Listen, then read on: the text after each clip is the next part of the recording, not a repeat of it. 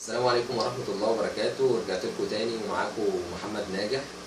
النهارده القصيدة رقم 3. يا رب يكون اللي فات عجبكم والقصيدة بتاع النهارده تعجبكم ويبقى في تفاعل أكتر من المرات اللي فاتت. عنوان القصيدة النهارده أنا إنسان.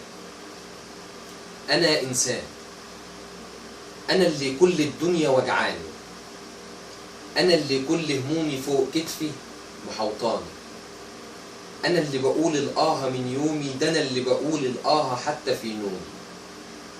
أنا نفسي أكون فرحان بس الفرح مخاصمني، وكل ما عاد ويبعد حتى الضحك ظالمني.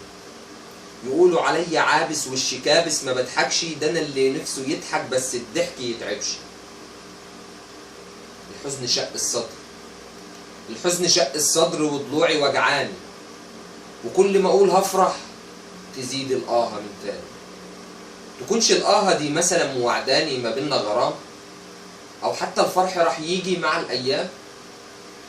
أمي قالت لي الصبر هو عنوان، أمي قالت لي الصبر هو عنوانك. صبرت كتير ولما الحزن شاف صبري ده جاني يغير، وقال لي أنت راح تصبر على اللي يصير،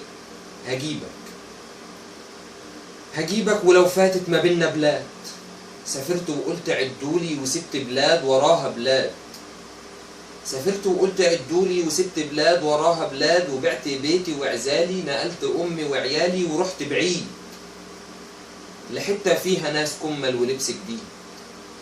ما حتى اللبس أنا رميته وتاويته، دفنته هو وهمومي. فرحت كتير والله، الفرح كان حالف معايا ما يصير. كأنه عبير وعدى عليا ما شفته، ورجع الحزن يضحك لي أنا عرفته، ورجعت آه من تاني ده أنا إنسان، وكل همومي فوق كتفي محوطاني أنا تعبان.